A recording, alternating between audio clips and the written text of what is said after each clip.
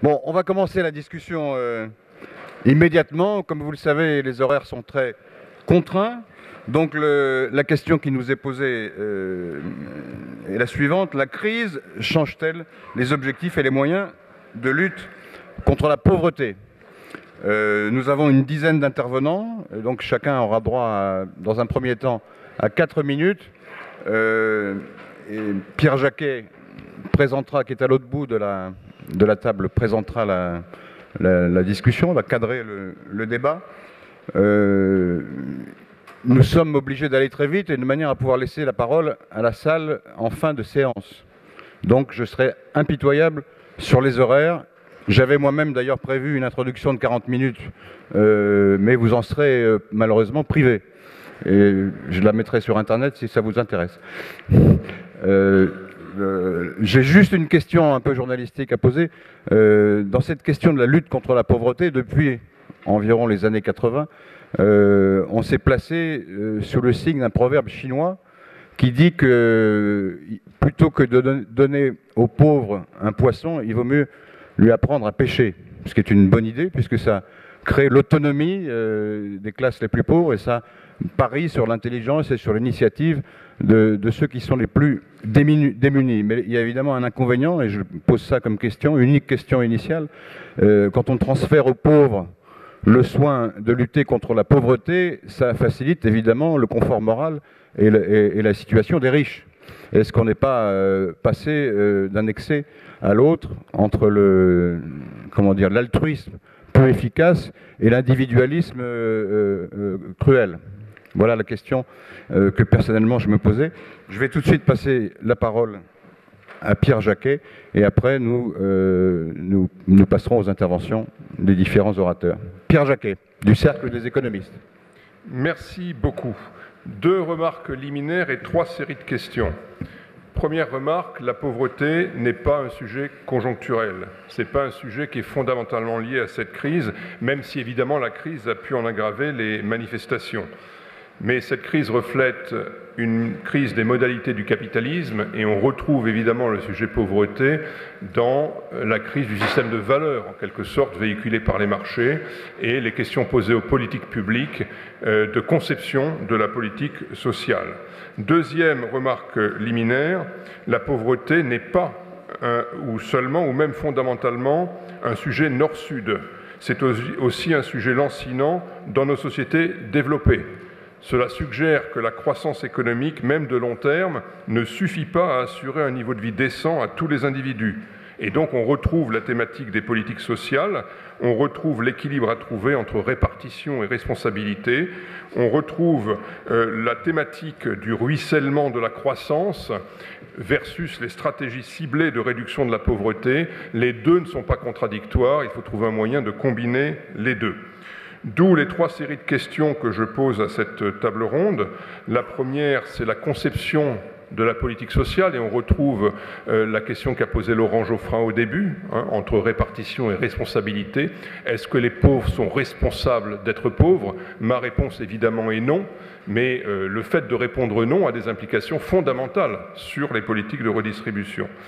Deuxième série de questions, quel est le rôle de la finance et de la microfinance?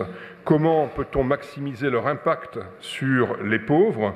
Et d'ailleurs, quel est l'avenir de la microfinance? Est-ce que c'est une activité innovante qui a vocation à se standardiser, à devenir comme les autres activités financières? Ou est-ce que la microfinance peut ouvrir à une toute nouvelle conception de l'organisation de la finance? Je crois que la question est aujourd'hui posée. Troisième série de questions. Comment est-ce que le secteur privé peut contribuer de façon efficace à ce qu'on appelle la croissance inclusive ou la croissance pro-pauvre, la réduction de la pauvreté? Est-ce qu'il y a 3 approches qui sont aujourd'hui concurrentes au sens de se produire en même temps, si vous voulez?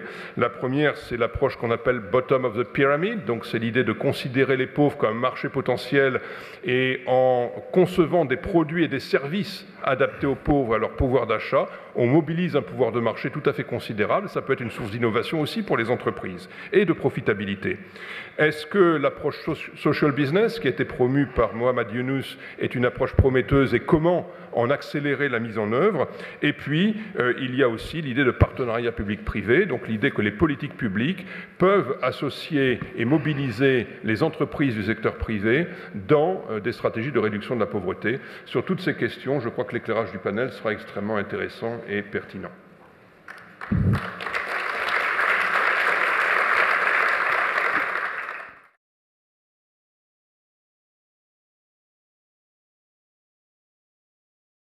Passer la parole maintenant pour une introduction, très courte également, de Martin Hirsch, que vous connaissez, qui est le président de l'Agence du service civique et qui a eu une expérience à la fois militante et gouvernementale en matière de lutte contre la pauvreté. Comme vous l'aurez remarqué, tous les intervenants à la tribune ne sont pas pauvres, mais Martin Hirsch a une expérience directe de la question.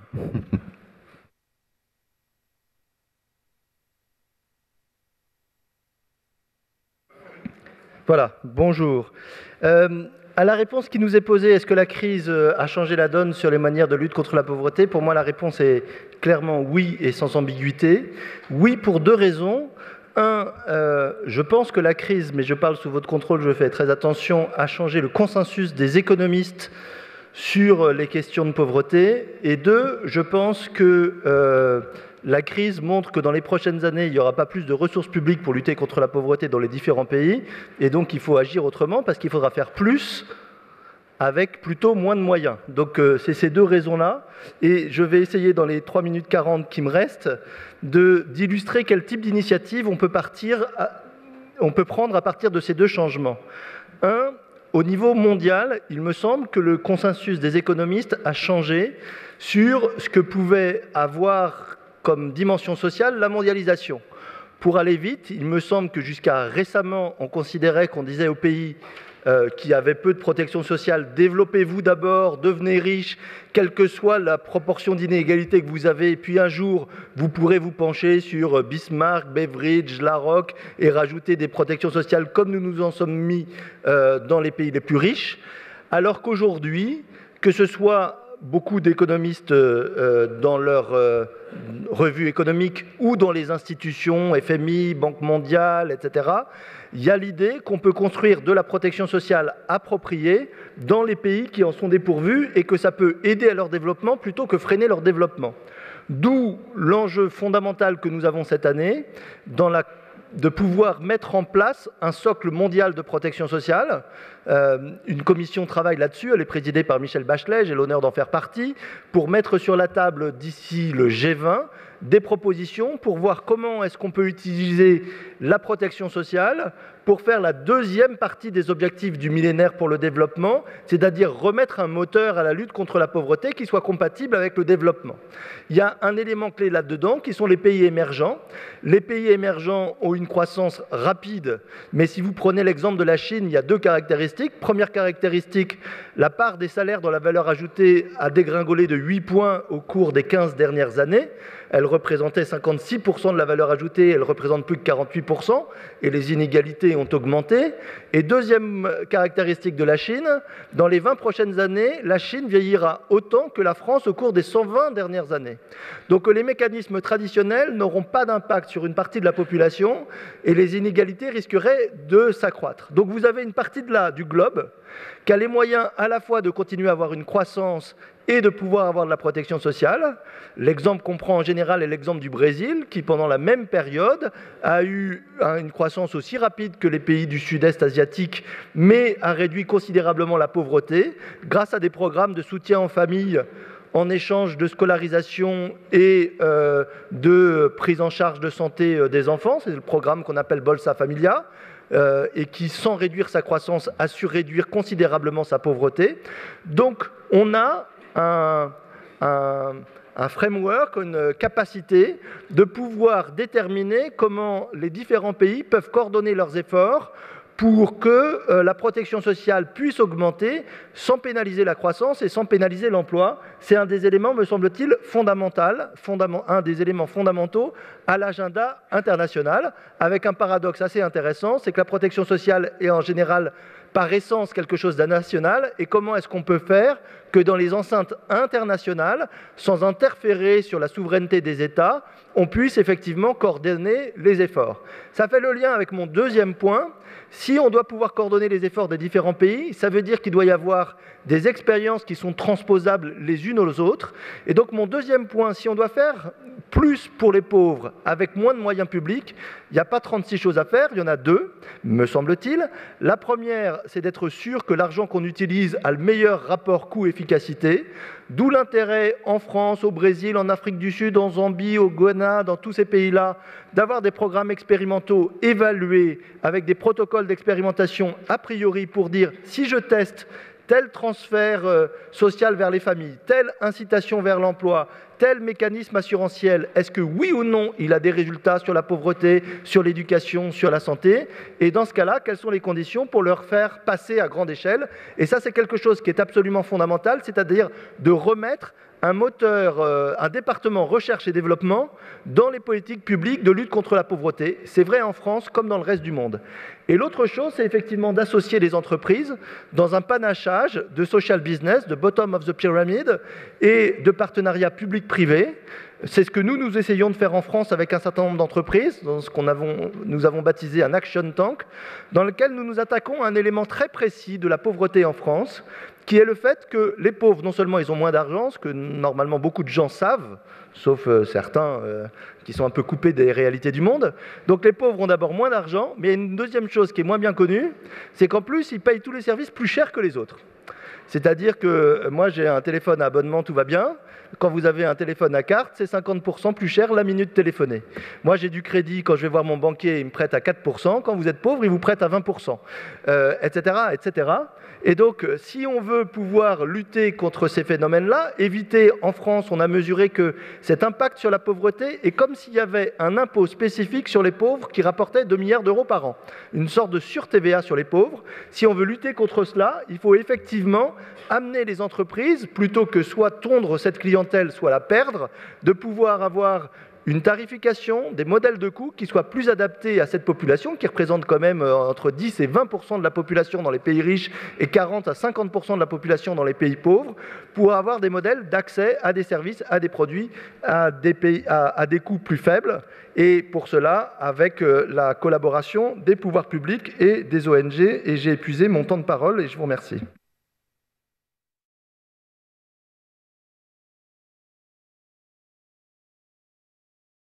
Je passe maintenant la parole à Martin Ziguélé, qui lui aussi a une expérience directe de toutes ces questions. Il a beaucoup réfléchi, il a également agi, puisque c'est l'ancien Premier ministre de la République de Centrafrique.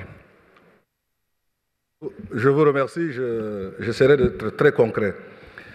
Alors, lorsque vous arrivez dans les villes africaines, pour ceux qui n'y ont pas encore été, je vous conseille une chose, c'est de vous réveiller très tôt le matin, 4h, 5h du matin, et aller en banlieue.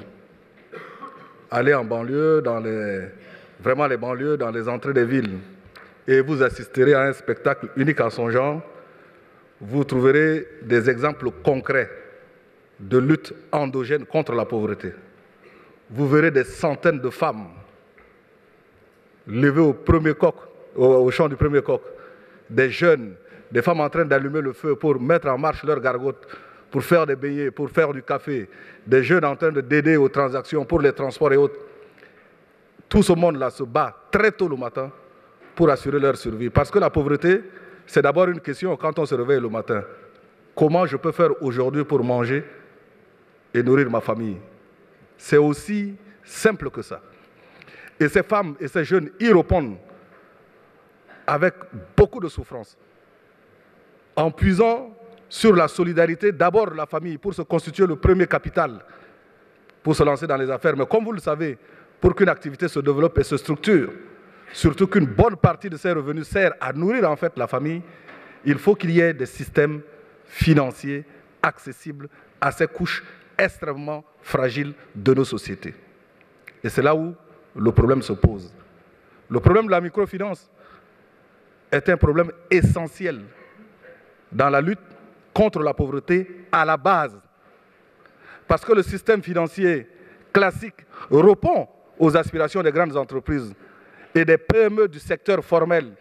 Mais comme chacun de vous le sait certainement, ces institutions-là ne s'adressent pas à la plus grande partie de ceux ou de celles qui créent l'activité et qui créent une richesse qui échappe aux statistiques, mais qui existe et qui fait vivre des millions et des millions de personnes en Afrique. Alors, quel est le problème? Le problème, c'est de regarder la réalité et à partir de la réalité, de tirer des leçons. La première chose à faire, c'est qu'il faut aider réellement à la création des systèmes financiers décentralisés à l'intérieur des pays et dans les périphéries des zones urbaines.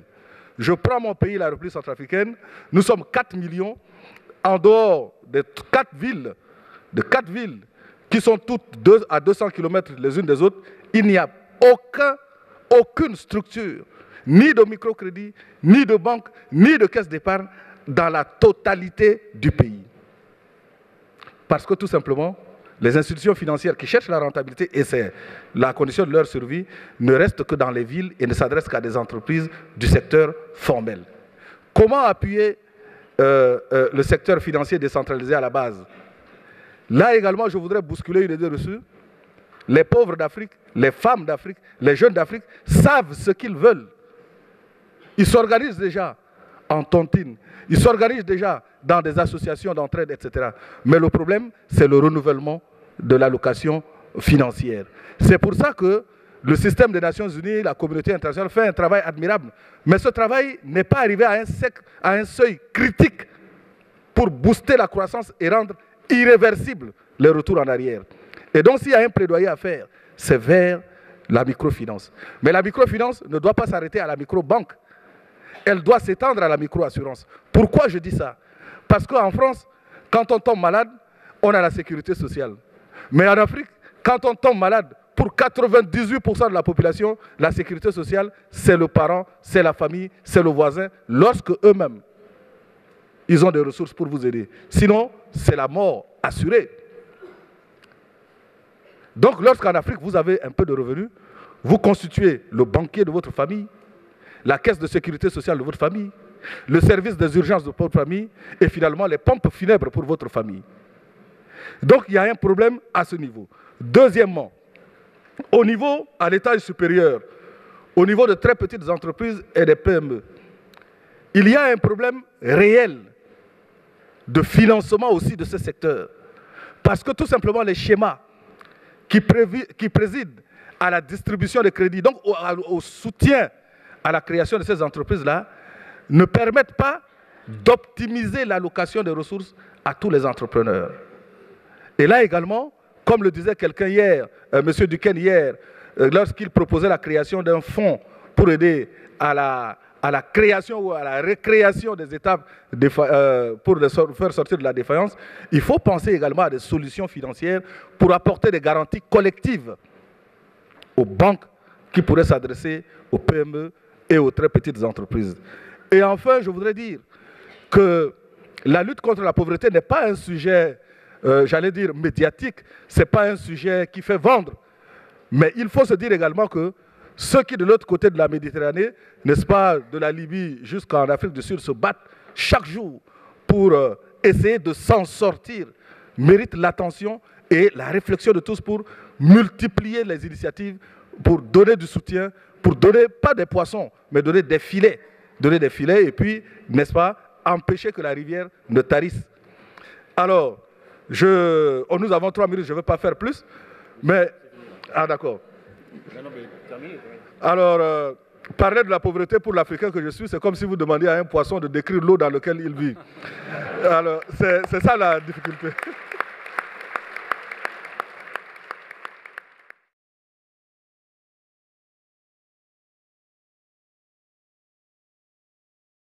Je donne la parole maintenant à José María Córdoba Montoya, qui est président de ANESCO et qui est ancien ministre et directeur de cabinet du président du Mexique.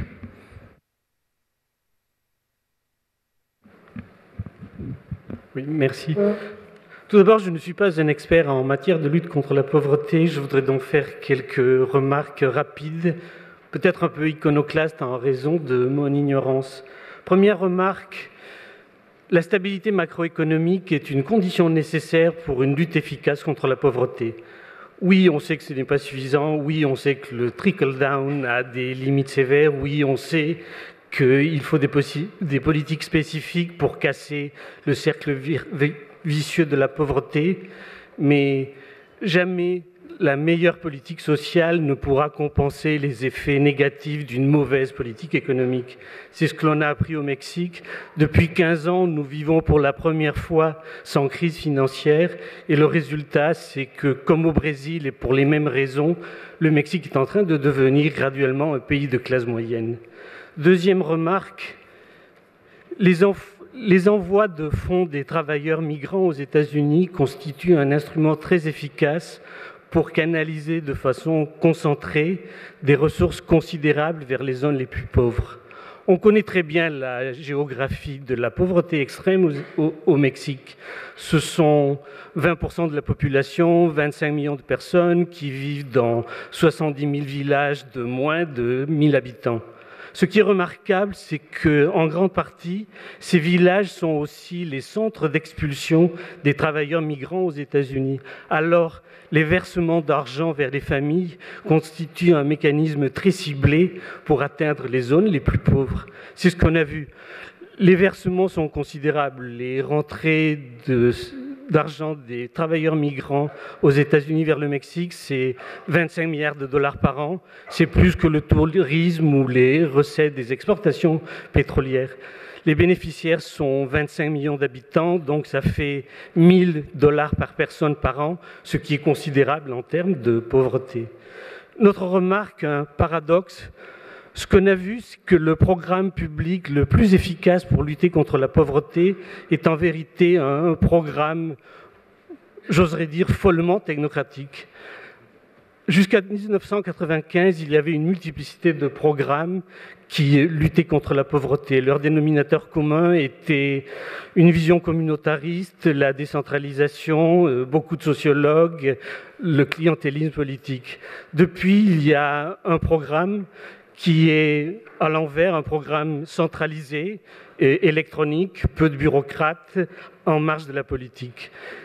Comment fonctionne-t-il? Vous le savez, c'est le programme des transferts monétaires conditionnels. C'est des transferts, des versements électroniques sur les comptes des mères de famille dans ces villages pauvres, à condition qu'elles envoient régulièrement les enfants à l'école, ils participent à des campagnes de vaccination, ils acceptent des appuis nutritionnels. La réception de l'argent est conditionnée, mais l'utilisation ne l'est pas. Le coût administratif de ce programme est très bas, 8%. C'est très peu quand on connaît l'entropie des programmes publics en matière de lutte contre la pauvreté. C'est le programme le plus évalué étant donné la richesse des données. Les résultats ont été extraordinairement positifs en matière d'augmentation de la scolarité, médecine préventive et alimentation. On ne sait pas quelquefois, mais c'est le programme que tel quel a importé le président Lula et est devenu la Bolsa Familia. Notre remarque, notre paradoxe, c'est que souvent, les bonnes intentions ont de mauvais résultats. Le cas d'école est la politique de la santé publique mexicaine. Si vous êtes un travailleur du secteur formel, vous financez vos dépenses de santé à travers les contributions ouvrières patronales dans un schéma typique du welfare state. Si vous appartenez au secteur informel, c'est le contribuable qui financie vos dépenses à travers le budget et les dépenses publiques. Ce système produit un arbitrage assez pervers, pour ainsi dire, sur le prix relatif de la formalité et l'informalité. La formalité est taxée et l'informalité est subventionnée. Cela crée des distorsions importantes et reproduit des salaires bas. Bon, un dernier mot, le microcrédit. Au Mexique, c'est comme dans le reste du monde un énorme continuum entre l'usure et la charité. Ce que l'on voit, c'est que, sans doute comme instrument de la lutte contre la pauvreté, le microcrédit est plus efficace dans des pays à revenus bas, en Afrique ou en Asie, que dans des pays à revenus intermédiaires comme le Mexique. Merci.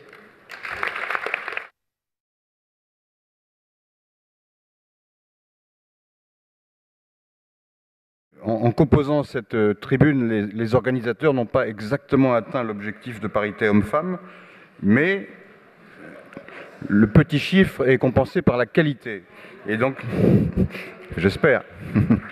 Et donc, je vais donner la parole à Marie-Hélène Iskandarian, qui est présidente du Women's World Banking, qui est un des principaux réseaux mondiaux de microcrédit.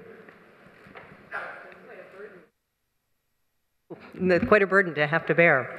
But I can say to you unequivocally this morning that the markets that have achieved scale and penetration, and Bolivia and Bangladesh are probably the two best examples I can think of, are where microfinance has been an important factor, but not the only factor, in achieving measurable gains in raising the poverty line, increasing educational levels, and empowering women both politically and economically. But the key word here is scale. Even with all the attention that microfinance has received, particularly since the 2006 Nobel Peace Prize, fewer than 200 million borrowers have been served. There's still an awful lot of work for us to do. I think where the general public's understanding of microfinance has probably deviated most from what's really happening on the ground is that microfinance now has moved considerably beyond merely the provision of credit. Today, microfinance institutions are important delivery channels in the push toward greater financial inclusion for the nearly 3 billion people without access to any financial products or services. Microfinance institutions are providing a far greater array of financial products that now include savings, insurance, and even pensions. Take my organization, for example. The Women's World Banking Network is comprised of 39 microfinance institutions and banks working in 27 developing countries. We serve 26 million clients, 80% of whom are women. And the total loan portfolio of those institutions now tops $7 billion, with an average loan size of $1,000. But I think the even more interesting statistic is that the deposit base of those institutions now is nearly $6 billion. The clients in our network are saving, on average, 10 to 15% of monthly income. And remember, these are people who are earning less than $2 a day. Our institutions are finding that within 3 years of introducing savings products, they have 6 times as many savers as they do borrowers. And so as the issue of financial inclusion moves onto the G20 agenda, we see that the state can play a very influential role, either through encouragement or hindrance, in broadening financial access through microfinance. So I thought I'd give you just a few examples of where it's been done well and maybe not so well. In Kenya today, an innovative, open regulatory oversight has allowed that country to leapfrog developing, but many developed countries, in the provision of banking services through mobile telephony. In contrast, we're watching with great concern the regulatory backlash that's under consideration in India. The regulator is acting in response to, admittedly, uncontrolled growth, which was spurred by the influx of purely commercially motivated capital into the microfinance sector. But if the regulator allows the pendulum to swing too far in one direction, the objective of financial empowerment for the 900 million Indians who are still not yet served by financial services will be set back for decades. And then we have countries as diverse as Pakistan and Peru, where regulators clearly understood the differences that were necessary to regulate financial institutions that serve very poor people. They've created dedicated regulatory oversight for microfinance banks, and very importantly, they've established Credit Bureau, which can provide important protection against overborrowing by microfinance clients. Financial products can't solve all the problems that a poor family faces, but by providing that family a level of stability and the knowledge that everything they've built won't be swept away by a sudden unexpected illness or some other calamity, it allows poor families to make future-oriented choices to improve their lives, their children's lives, and I mean both boys and girls, and the lives of their communities. Thank you very much.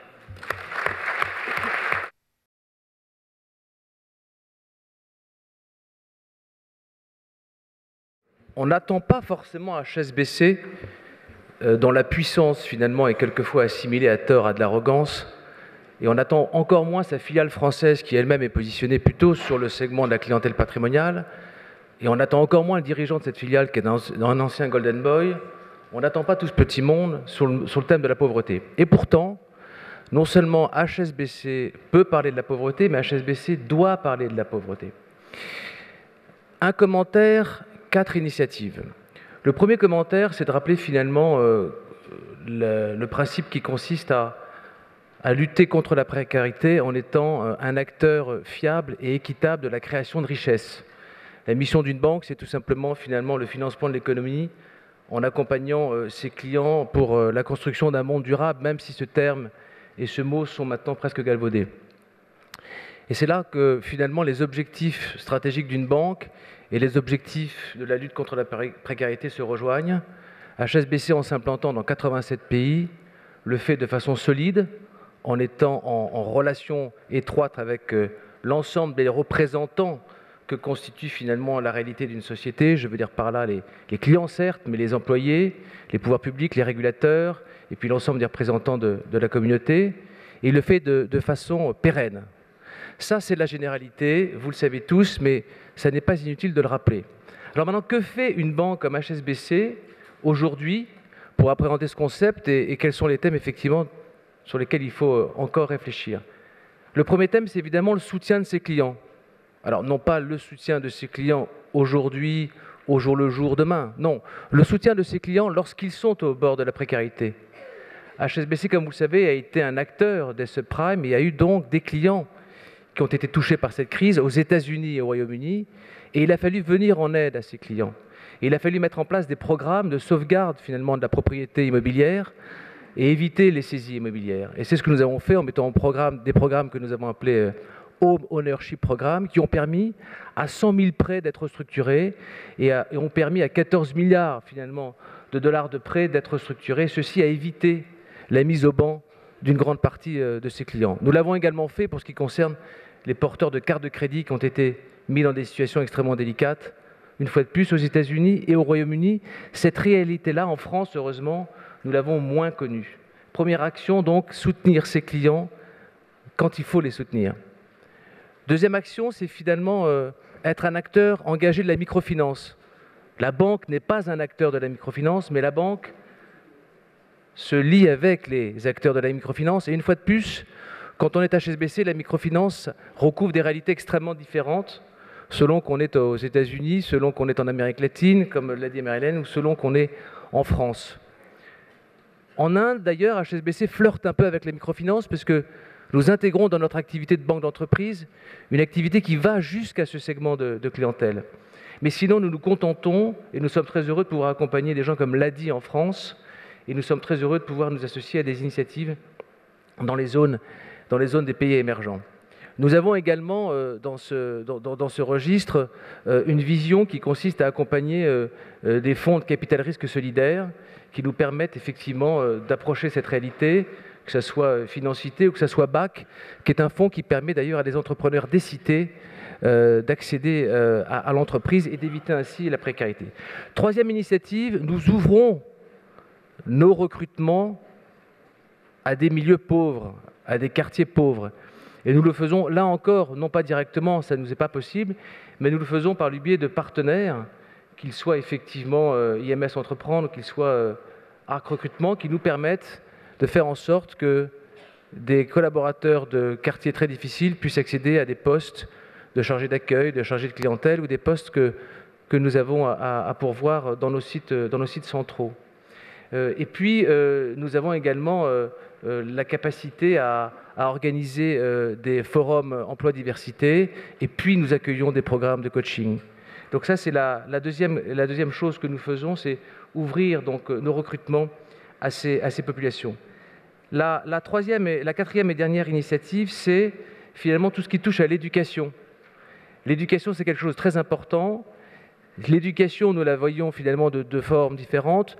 D'une part, ce que nous faisons en matière d'entraînement et d'apprentissage de nos clients partout dans le monde, pour ce qui concerne effectivement leur capacité à mieux gérer leurs affaires. C'est une façon finalement d'éviter la précarité et la pauvreté. Nous avons déployé un programme dans 28 pays. En France, en matière d'éducation, nous avons des initiatives qui certes apparaissent peut-être plus anecdotiques, mais nous appréhendons le futur de cette façon-là. Nous considérons que notre rôle est de préparer les générations futures en leur permettant finalement d'accéder à l'éducation. Le choix que nous avons fait en France, c'est de prendre la culture comme moyen d'accès à l'éducation, et cette culture accessible à des jeunes, une fois de plus, des milieux défavorisés. Nous avons d'ailleurs quelques initiatives dans la région de Marseille. Nous avons le sentiment qu'en faisant ça, nous jouons notre rôle, et nous jouons notre rôle auprès des populations qui pourraient demain être des populations pauvres en mettant en place ce genre de programme. Voilà ce que nous faisons en tant que banque, voilà ce sur quoi nous réfléchissons, et voilà finalement les pistes sur lesquelles nous allons encore réfléchir.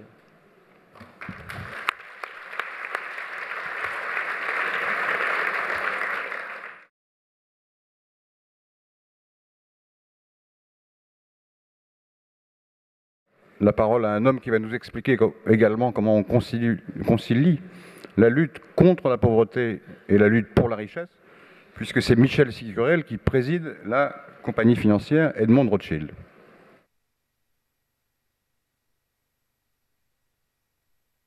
Oui, il faut que j'appuie. Je m'en doutais. C'est vrai que pour parler de pauvreté, un banquier Rothschild, pire qu'HSBC, n'est pas comme un poisson dans l'eau. Et ce que je vais dire va aggraver mon cas. La Chine populaire a brillamment réussi à réduire sa pauvreté, qui est passée de 85 à 15% de la population, grâce à une croissance forte et très inégalitaire. Alors, faut-il croire que le seul moyen de lutte contre la pauvreté serait la croissance, la création de richesses et ce qu'on appelle l'effet de ruissellement, plutôt que les stratégies pro-pauvres préconisées par l'ONU? C'est un peu ce que je crois. Pour les pauvres, l'international du XXIe siècle se chante à l'envers. Prolétaires de tous les pays, déchirez-vous.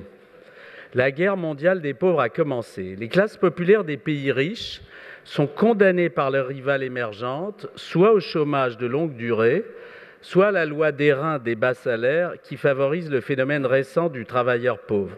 Quant à la classe moyenne des pays riches, elle a profité abondamment des importations à très bas prix, mais elle est guettée par la hantise de la prolétarisation et craint de se serrer 3 fois la ceinture. Une première fois pour solder son passé de cigale en remboursant ses dettes ou celles de l'État-providence en faillite, ce qui revient au même. Une deuxième fois pour nourrir et soigner ses vieux, et croyez que j'y tiens, et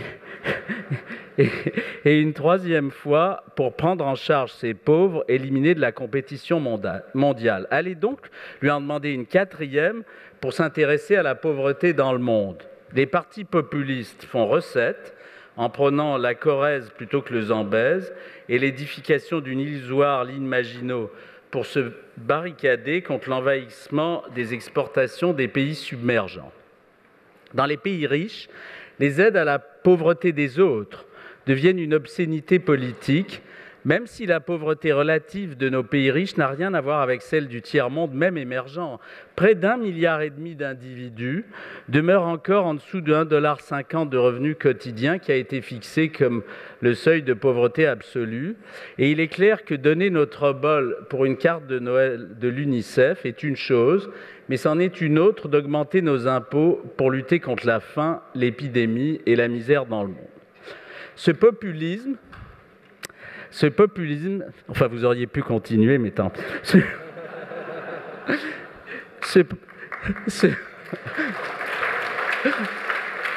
Merci, j'ai honte de l'avoir réclamé.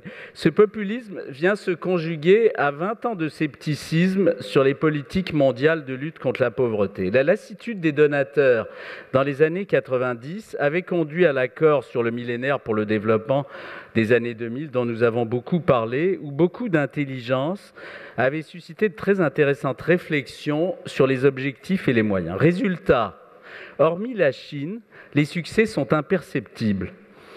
Avec leurs classes populaires inquiètes et leurs élites sceptiques, les démocraties occidentales sont condamnées au déni de pauvreté Et personnellement, mais c'est très personnel, je crois profondément que le traitement spécifique de la pauvreté dans le monde ne trouvera de solution qu'à l'échelle de communautés bien plus étroites et bien plus égoïstes que la communauté internationale. Nos électeurs, même exaspérés, finiront par admettre une solidarité intéressée avec leurs voisins immédiats. Par exemple, pour conjurer le cauchemar de déferlantes migratoires, Maghreb et Afrique noire en Europe ou Mexique aux États-Unis. En revanche, à l'échelle internationale, je préconise le détour par le développement durable. Dans les objectifs du millénaire, le lien a été amplement démontré entre la misère, la faim et les dérèglements climatiques, notamment leurs conséquences sur l'eau potable et l'agriculture. La Chine génère déjà plus de CO2 que les États-Unis. Si le Chinois moyen enrichi en arrivait à dégrader l'atmosphère autant que son homologue américain, adieu notre planète commune. Les premières victimes seraient les plus pauvres de la planète. Ainsi, la guerre des pauvres est un cancer à métastase, car en sortant de la pénurie, les pauvres émergents nourrissent les catastrophes écologiques. Ils écrasent aussi les plus déshérités de la planète qui meurent de soif et de faim. Je rappelle que le nombre des incidents climatiques a été multiplié par 6 en 50 ans. Et de fait, l'extrême pauvreté ne recule pas, elle progresse. L'opinion des pays riches, et j'en terminerai par là, l'opinion des pays riches devient sensible aux préoccupations écologiques et prend la mesure de ses excès. Certes, la taxe Tobin, dont on n'est pas sûr qu'elle marchera, ne fait pas recette chez les yuppies, mais pour vendre ce type de financement innovant à l'ensemble de la communauté internationale, mieux vaut le thème de l'écologie qui rapproche que celui de la pauvreté qui divise. Et je crois que si la mondialisation n'a pas réduit l'égoïsme des nations, elle a fait naître une nouvelle forme d'égoïsme qu'il faut exploiter, qui est l'égoïsme global. Merci.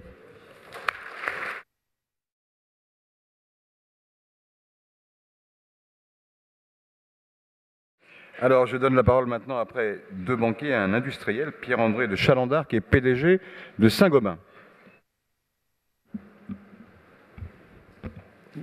La contribution donc, du secteur privé à la lutte contre la pauvreté. Je voudrais d'abord faire une remarque sur ce qu'on entend par secteur privé, qui s'oppose à secteur public, mais qui en fait recouvre des choses assez différentes. Il y a les individus, qui peuvent avoir d'ailleurs un rôle important dans la lutte contre la pauvreté.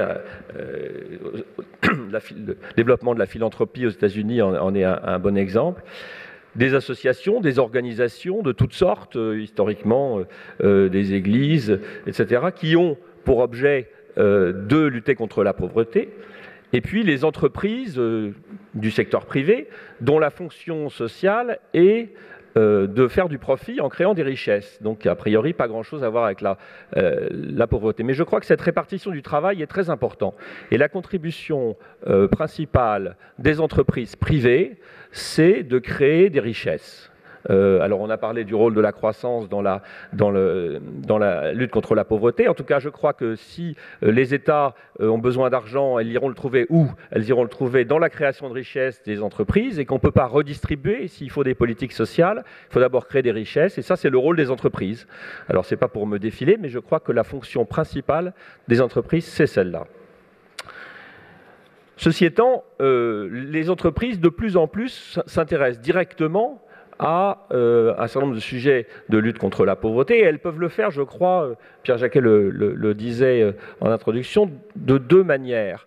La première, c'est en considérant qu'elles ont dans leur environnement un rôle social qui est compatible avec cette notion de faire des profits, ce qu'on appelle aujourd'hui la responsabilité sociale des entreprises, qui est quelque chose qui, je crois, se développe beaucoup. Alors, les entreprises le font pourquoi? Elles le font par souci de leur image, de leur réputation. Elles le font parce qu'elles sont mises en cause par des organisations. Elles sont des organisations non gouvernementales. Elles le font pour répondre à la demande des investisseurs qui sont de plus en plus sensibles à ça. Ou elles le font encore parce que leurs employés sont demandeurs d'un rôle social et de faire du sens. Pour Saint-Gobain, je dirais que Saint-Gobain le fait surtout par fidélité à son histoire tricentenaire et à ses valeurs, même si tout ça peut se rajouter. Donc c'est assez naturel de considérer qu'on a un rôle dans notre environnement. Un article récent des économistes disait la responsabilité sociale de l'entreprise, c'est juste « it's just good business ».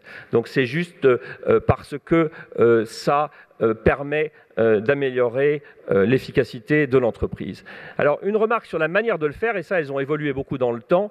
Je dirais que je crois que les entreprises sont quand elles mènent des actions ciblées à ce titre, sont d'autant plus efficaces qu'elles le font en respectant deux conditions. La première, c'est de faire des choses qui sont relativement proches de ce qu'elles savent faire. Donc pour Saint-Gobain, c'est pour ça qu'on travaille sur des sujets d'habitat social et de précarité énergétique.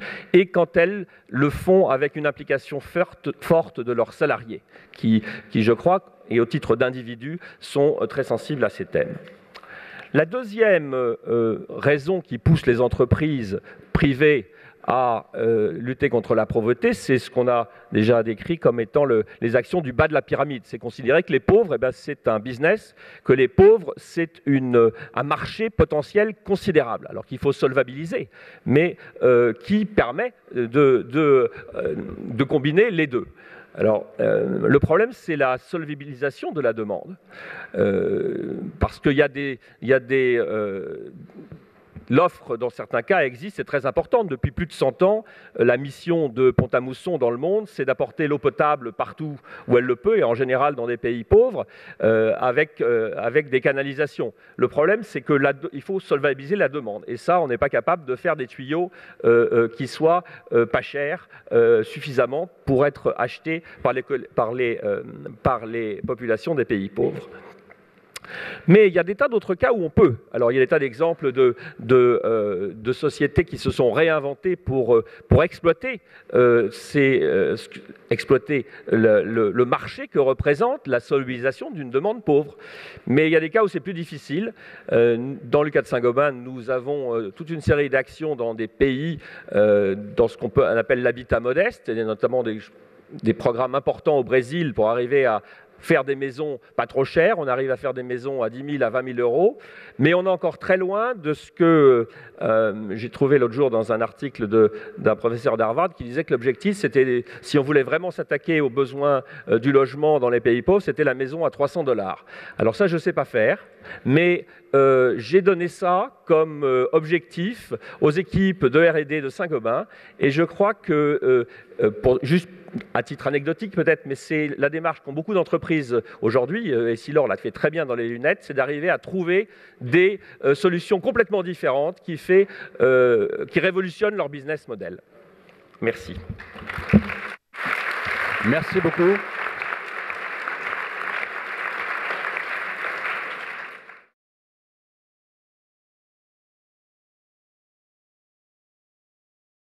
Un dernier orateur, last but not least, il s'agit de Serge Villepelet, qui est le président de PricewaterhouseCoopers France, qui est une grande entreprise d'audit et qui va donc pouvoir, puisqu'il est le dernier à parler, auditer notre débat.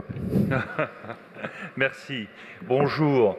En fait, notre rôle d'auditeur, de consultant, de conseil nous donne un formidable point de rôle d'observateur en fait, de ce qui se passe finalement dans le monde des entreprises. Et je voudrais vous faire passer un vrai message d'optimisme, parce que finalement, beaucoup de groupes, beaucoup d'entreprises, à l'instar de ce que fait Saint-Gobain, comme l'a expliqué Pierre-André de Chalandard, entre guillemets, se bougent sur la pauvreté avec beaucoup d'actions mal connues, pour certaines, mais extrêmement inventives. Je pense par exemple à un programme dont on a beaucoup parlé à une époque, qui a été poussé par le groupe Danone, qui consiste à créer des usines de transformation de lait qui permettent aux enfants du Bangladesh de se nourrir de yaourts de haute qualité nutritive, qui est un projet formidable qui fonctionne et qui marche. On peut penser aussi au groupe Veolia, qui au Bangladesh aussi développe aujourd'hui sur le même schéma un projet d'assainissement et de distribution d'eau à un prix accessible. En France, il y a d'autres initiatives formidables. Je pense au programme 100 000 rencontres solidaires mené par le club Horizon, que nous sponsorisons. Ce programme est bien connu de Martin Hirsch, puisqu'il a été mis au point avec l'agence nouvelle des solidaires actives. Et en fait, qu'est-ce que ce programme? Il a pour objet, en fait, d'aider de jeunes professionnels en difficulté et en recherche d'emploi, bénéficiaires du RSA, en les mettant en contact avec des professionnels expérimentés, aptes à les guider. Alors là, je voudrais vous dire, puisque j'ai assisté à plusieurs réunions, d'ailleurs, qui concernaient d'autres entreprises, PwC, mais aussi d'autres entreprises, et je confirme à Christophe de Becker que HSBC est impliqué. Vous ne pouvez pas imaginer l'enthousiasme des équipes, des collaborateurs, à participer à ce genre de projet d'aide à des gens en recherche d'emploi.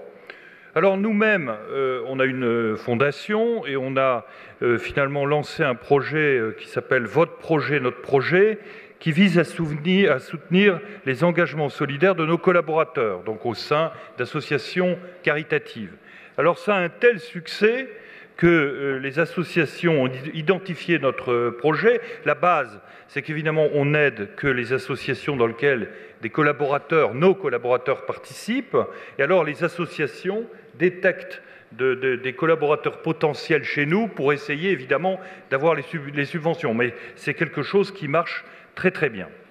Alors, moi je voudrais revenir sur un sujet qui a été abordé par Pierre-André Chalandard, qui est finalement la légitimité et l'intérêt à agir des entreprises. Pourquoi les entreprises s'intéressent à ce genre de sujet?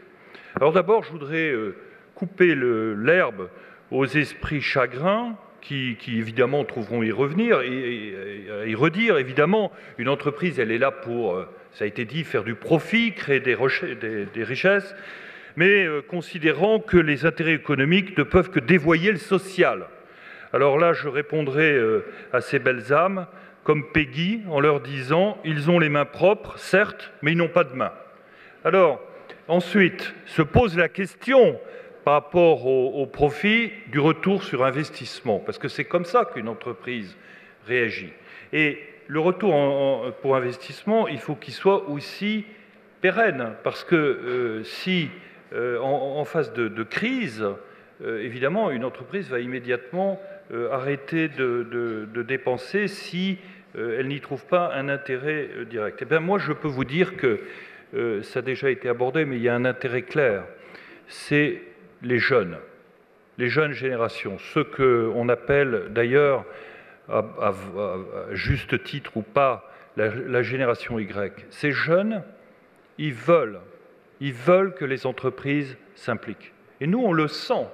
On a clairement, ils nous le demandent, parce qu'ils veulent du sens. Et on est dans une guerre des talents.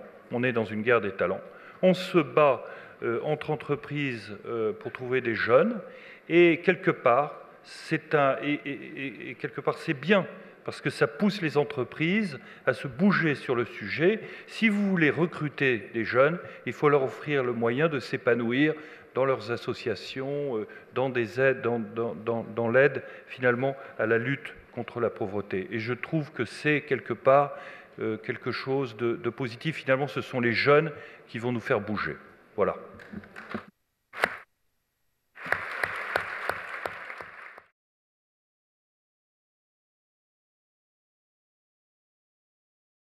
Il nous reste quelques minutes et je crois que la tradition, 10 minutes, c'est pas mal, c'est énorme. Et donc la tradition veut que nous donnions la parole à la salle pour alimenter le débat, la discussion. Il y a monsieur qui est là. Mais alors, comment ça se passe? Il y a un micro? Oui, voilà. Une jeune femme qui arrive avec un micro. Monsieur le Président, je suis Moussa Fagnas, ancien Premier ministre du Sénégal. J'ai eu le privilège d'intervenir hier dans le panel 2. Je voudrais poser juste une question à cet auguste présidium composé de banquiers et d'acteurs. Puisque la pauvreté est un drame et la précarité est une tragédie d'enlisement. La pauvreté se vit au quotidien. L'enlisement, c'est l'arrêt de tout espoir sur l'avenir. La problématique est de savoir s'il faut lutter contre la pauvreté qui est englobée par la précarité ou s'il faut lutter contre les deux. Je pose la question au Présidium. Pauvreté et précarité, ce n'est pas pareil. La précarité est une conséquence de la pauvreté. Mais la précarité l'englobe. Parce que c'est l'enlisement dans le marigot du découragement et de la résignation. Et ça se pose dans nos pays. Le Premier ministre Martin, mon ami, l'a souligné tout à l'heure. Je vais donner 2 chiffres rapidement. À Dakar, au port, les porteurs, les portefaix perçoivent 3,5 € chaque jour de travail. Sur 26 jours, parce que les syndicats ont obtenu que même les pauvres ne travaillent pas le dimanche, même s'ils veulent. C'est une conquête sociale. Alors cela donne 65 € de revenus par mois. Pour un père de famille, 2 femmes, je n'en ai qu'une. Et je n'en aurai pas une autre. Mais 2 femmes, 3 femmes, 4 femmes, 12 enfants, avec 65 € de revenus mensuels. Ça, c'est la précarité. C'est plus grave que la pauvreté. Mais ce sont les pays pauvres qui payent plus les produits et les services. Pour prendre le vol Air France de Dakar à Paris, d'Abidjan à Paris, de Conakry à Paris, d'Abidjan à Paris, c'est 10 000 € pour les pays pauvres en première classe, 6 000 en J, 3 000 dans la dernière classe. Alors qu'on fait Paris-New York 7 fois avec ces 10 000 € pour une traversée. Merci.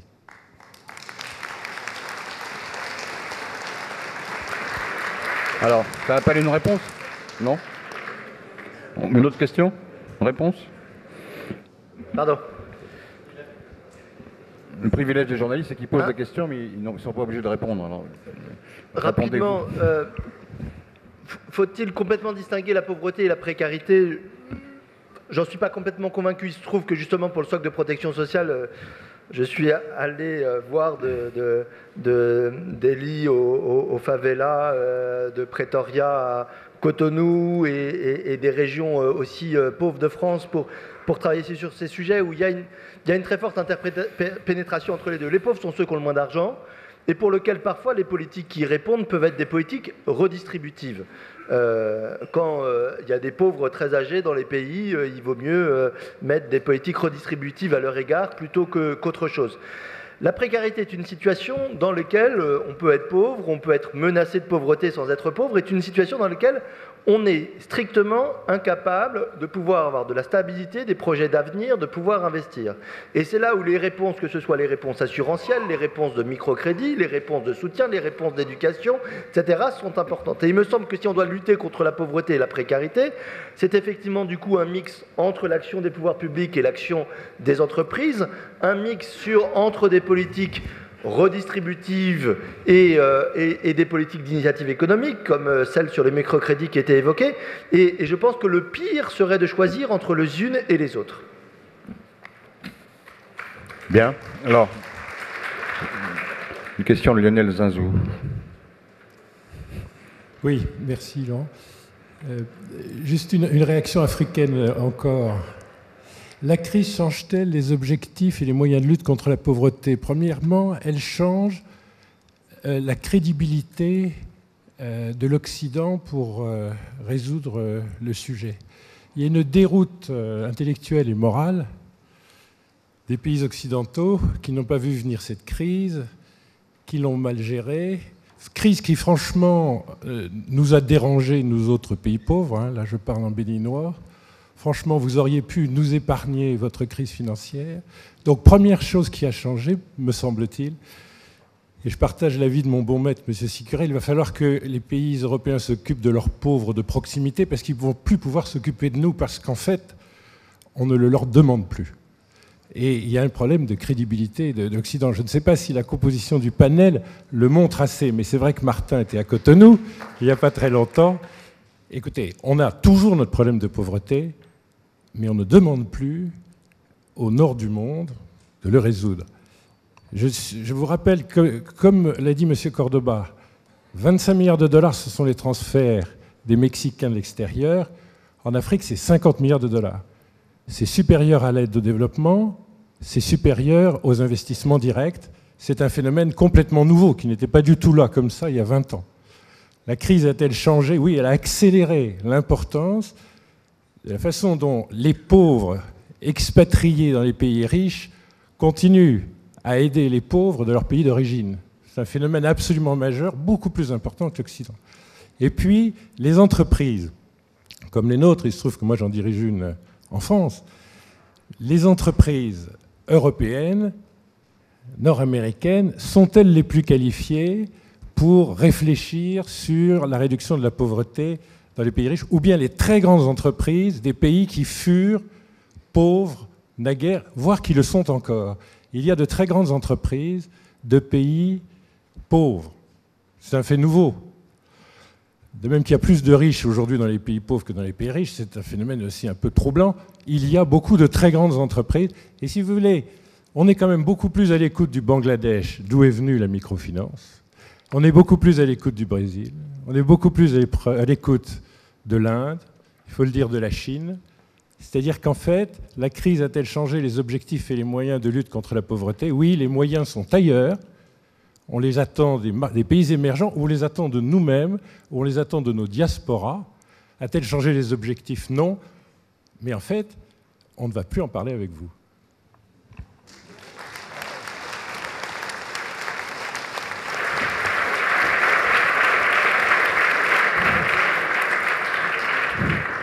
Il faut dissoudre immédiatement cette table qui n'est pas ronde d'ailleurs, et on arrête tout. Non, il y a d'autres questions. Là. Oui, ce sera encore une question pour Martin Hirsch, même s'il y a sans doute un écho avec la maison à $300. Laurent Geoffrin a signalé donc les expériences concrètes de terrain en matière de pauvreté de Martin Hirsch, qui a parlé du téléphone à carte et du crédit à la consommation. Est-ce que vous pourriez nous éclairer, s'il vous plaît, quant aux éventuelles solutions pour les souhaits constants dans les quartiers en matière vestimentaire, par exemple, d'achat de produits de grandes marques mondiales qui sont par nature nettement plus coûteux? D'autant plus que comme il y a des modes vestimentaires, en fait, c'est des vêtements qui finissent assez rapidement tout simplement jetés. Je pense aux chaussures de sport, par exemple, qui ont pourtant grevé lourdement des budgets familiaux. C'est peut-être un peu franco-français, mais est-ce que vous avez une opinion là-dessus sur un budget familial? Il faut que les jeunes, par exemple, soient vêtus de telle ou telle façon avec des objets beaucoup plus coûteux parce qu'ils sont de grandes marques, sinon ça ne va pas.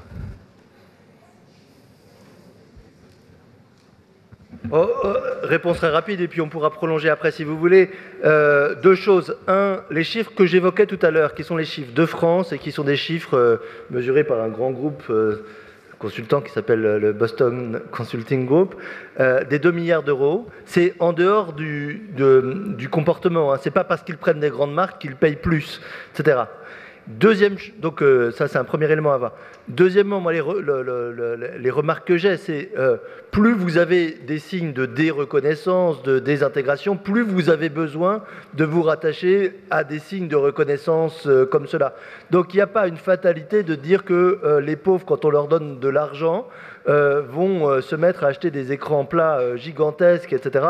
Il y a une situation dans laquelle, si effectivement la seule chose est absence de reconnaissance et on est obligé d'avoir des signes artificiels de reconnaissance, voilà ce qui se passe. Bon, malheureusement, le temps qui est imparti aux questions de la salle est maintenant fini. Et donc, je passe la parole pour la conclusion à Pierre Jacquet du Cercle des économistes. Merci. Alors, je crois qu'il y a un thème essentiel qui est apparu dans cette table ronde, c'est vraiment au moins double peine qui frappe les populations pauvres. Non seulement elles sont pauvres, mais en outre l'accès à tous les biens et services essentiels ou moins essentiels est beaucoup plus coûteux. Et donc ça, c'est ce qu'on appelle en économie une défaillance très profonde des marchés qui appelle évidemment des politiques publiques. Alors, ce que le panel nous a dit aussi sur les politiques publiques, c'est que leur design compte énormément. Il y a des bonnes intentions qui peuvent avoir des effets pervers, et donc tout est dans la conception. On a eu des exemples de politiques publiques réussies qui ont été évoqués dans le panel. On a aussi attiré l'attention sur le rôle de la recherche et développement en matière de politique publique, de l'expérimentation. Je crois que c'est un moment extrêmement important de renouvellement de l'idée de politique publique. Il y a moins de ressources liées à la crise et donc on a besoin de s'appuyer sur de nouveaux acteurs et de concevoir la politique publique non pas dans une tour d'ivoire isolée avec des objectifs qui lui sont propres, mais comme étant un catalyseur d'un ensemble d'acteurs, du secteur privé, du secteur financier, des sociétés civiles. Et c'est ça qui doit nous guider dans le souci de lutte contre la pauvreté. Il y a beaucoup de choses qui se font, beaucoup d'exemples. Le moment est venu de rendre compte de ces exemples, de les poursuivre, de les analyser, de les évaluer et de faire apparaître de nouvelles idées qui peuvent nourrir la réflexion et l'action. Deuxièmement, le rôle de l'accès au financement. Ça a été encore une fois très présent dans nos débats. Je crois qu'il a été dit, et il y a plusieurs études qui le confirment évidemment, que les populations pauvres utilisent énormément de services financiers. À la limite, elles en utilisent d'autant plus que leurs moyens sont limités. Or, ces services financiers sont aujourd'hui encore insuffisamment produits. La microfinance a apporté des éléments de solution. Il faut qu'elle évolue vers d'autres services financiers. L'évolution a déjà commencé à se produire et Marie-Hélène nous l'a rappelé tout à l'heure. Mais je crois que l'analyse des besoins des populations pauvres doit être celle qui doit nous guider dans la conception de ces nouveaux produits financiers. On a aussi beaucoup parlé du rôle du secteur privé, de la légitimité et de l'intérêt des entreprises. Je crois que c'est un des éléments importants de l'évolution récente qui s'est traduit parfois par des démarches qui relevaient plutôt de la communication et des relations publiques, mais dans tout ce paquet d'initiatives qui a été prise, il y a aussi des choses extrêmement intéressantes. Je crois qu'il y a une véritable révolution, en effet, dans l'approche de ces problématiques. Il faut suivre ces évolutions, en rendre compte, là aussi les évaluer et les encourager. Alors je terminerai par deux recommandations. La première, elle est pour Jean Hervé, d'inclure, si on a encore le temps, l'idée d'une maison à $300 dans la recommandation du cercle. Et puis, je voudrais dire à Lionel que, étant moi-même dans une agence de développement, je n'ai vraiment pas perçu de baisse de la demande pour l'aide au développement. Je perçois une demande forte pour l'efficacité de cette aide et pour une reconception de cette aide dans un sens beaucoup plus d'écoute et de dialogue et de partenariat. C'est un vieux thème, ce thème n'est pas nouveau, il n'est pas lié à la crise. De même que le thème de la responsabilité des États africains ou des États en développement, il n'est pas nouveau non plus. Je crois qu'aujourd'hui, on est là encore à une période de rupture et ce que la crise appelle, c'est un renouvellement des politiques publiques et dans ce renouvellement, l'innovation viendra au moins autant des pays en développement que des pays riches et c'est ça qui doit nous encourager au dialogue. Merci.